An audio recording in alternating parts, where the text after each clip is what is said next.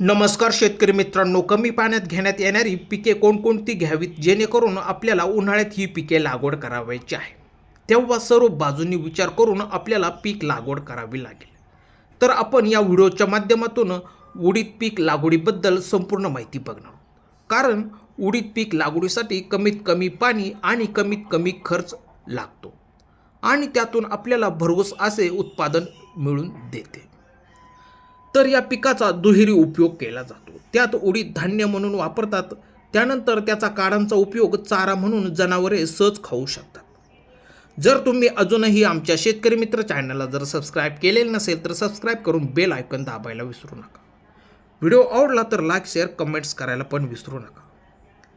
तर आपण उडीद पीक उन्हाळी लागवड संपूर्ण माहिती बघणार आहोत. त्यासाठी लागवडीसाठी खर्च किती लागेल, त्याचबरोबर खत नियोजन, पाणी नियोजन, तर तुमचे या ठिकाणी फवारणी नियोजन आणि शेवटचं म्हणजे तो विषय आहे तो म्हणजे आपले उन्हाळी उडीद लागवडीपासून उत्पादन किती निघू शकेल. तर मित्रांनो, व्हिडिओ पूर्णपणे बघा जेणेकरून आपल्याला संपूर्ण माहिती एकाच व्हिडिओमध्ये लगेच समजेल. तर चला आपल्या विषयाकडे जाऊ. तर उन्हाळी उडीद पीक लागवडीपासून जवळपास 70 ते 75 दिवसांत काढणीस येणारे हे धान्य पीक आहे. तर तुम्हाला माहीत असायला हवे की उडीद पीक घेतल्यापासून आपल्या जमिनीची सुपीकता खूप वाढते. कारण उडीद पिकाला मुळांना गाठी असतात, त्या आपल्या जमिनीची सुपीकता वाढवतात. तुम्ही बघा, जे शेतामध्ये उडीद लागवड केलेली असेल आणि आपण त्याच जमिनीत दुसरे पीक घेतलेले असेल त्याच वेळेस हे पीक खूप जोमाने येते. तेव्हा तुम्ही उडीद लागवडीसाठी काहीही हरकत नाही. त्यासाठी तुम्ही 10 फेब्रुवारी ते 10 मार्चपर्यंत तुम्ही उडीद लागवड करू शकता. त्याचबरोबर जमीन निवडताना पाण्याचा व्यवस्थित निचरा होणारी काळी कसदार जमीन या ठिकाणी तुम्हाला निवडावी लागेल, जेणेकरून आपले पीक योग्य पद्धतीने येऊन उत्पादनात भर करून देईल. त्याचबरोबर लागवडीचे अंतर किती व कसे ठेवावे.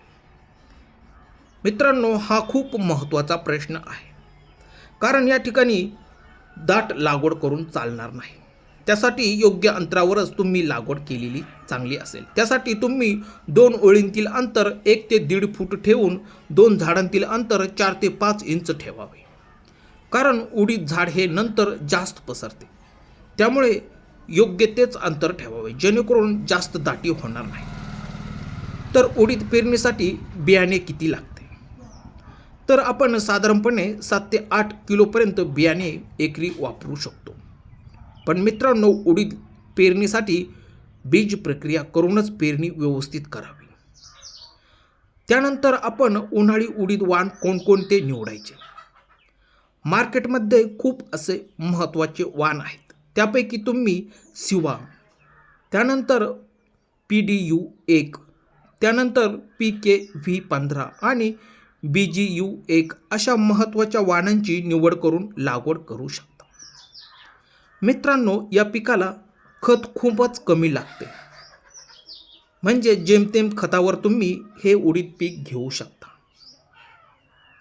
तर तुम्ही पेरणीपूर्वी 12-32-16, 14-35-14 किंवा 10-26-26 अशा दाणेदार खतांचा या ठिकाणी वापर करून पेरणी ही व्यवस्थित करू शकता. त्यानंतर बऱ्याच शेतकऱ्यांचा प्रश्न असतो तो म्हणजे तणनाशक वापरावयाचे की नाही. तर मित्रांनो, तुम्ही उडीद पिकामध्ये 10 ते 15 दिवसानंतर म्हणजे तणनाशक वापरणार आहात त्याचा वापर शक्यतो करू नका. शक्य असल्यास तण हे खुरपणीच्या साहाय्याने व्यवस्थित काढून घेतलेले योग्य राहील, जेणेकरून आपल्या पिकाला भर उन्हाळ्यामध्ये तणनाशकचा झटका बसणार नाही. त्यानंतर पाण्याचे बोलायचे झाले तर आपल्या पिकाला आवश्यकतेनुसार 5 ते 6 वेळा पाणी हे आपल्या जमिनीच्या आवश्यकतेनुसार द्यावे लागते. उन्हाळ्यामध्ये 9 ते 10 दिवसांच्या अंतराने आपल्या जमीन कोणत्या प्रकारची आहे त्यानुसार पाणी तुम्हाला द्यावे लागेल, जेणेकरून आपल्या पिकातील उत्पादन हे व्यवस्थित येईल. मित्रांनो, एक लक्षात घ्या, उडीद पीक हे फुल येण्याच्या अवस्थेत असताना पाणी तोडू नका. त्यावेळेस आपल्याला पाणी नियोजन हे कसे पण करावेच लागेल, कारण त्यावेळेस जर पाणी तोडले तर आपल्या उत्पादनात खूप मोठ्या प्रमाणात घट होऊ शकते. त्याचबरोबर आपल्या पिकात मावा, फुलकिडे, थ्रिप्स, पांढरी माशी, खोलकिडा किंवा शेंगा पोखरणाऱ्या अळींचा प्रादुर्भाव होण्याची दाट शक्यता असते. तेव्हा तुम्ही योग्य त्या कीटकनाशकांची योग्य वेळी फवारणी या ठिकाणी करून घ्यावायची आहे. त्याचबरोबर मर रोगासाठी आपल्याला या ठिकाणी नियंत्रण मिळवायचे असेल तर तुम्ही योग्य त्या बुरशीनाशकाच्या उडीद पिकात फवारणी करून घ्यावायची आहे. फवारणी ही भर उन्हात किंवा सकाळी करू नका, तर ती सायंकाळी 4च्या पुढे आणि आपल्या जमिनीत वापसा असल्यावर फवारणी करणे खूप गरजेचे असते. तर मित्रांनो, आपल्याला उडीद पिकातून चांगल्या नियोजनाने एकरी 10 ते 12 क्विंटलपर्यंत उत्पादन निघू शकते. याचे गळीत चांगले निघते. शेतकरी मित्रांनो, कमीत कमी दिवसांत आणि कमीत कमी खर्चात हे उन्हाळी पीक आहे. तेव्हा तुम्ही याची लागवड करून खूप भरघोस असे उत्पादन मिळवू शकता.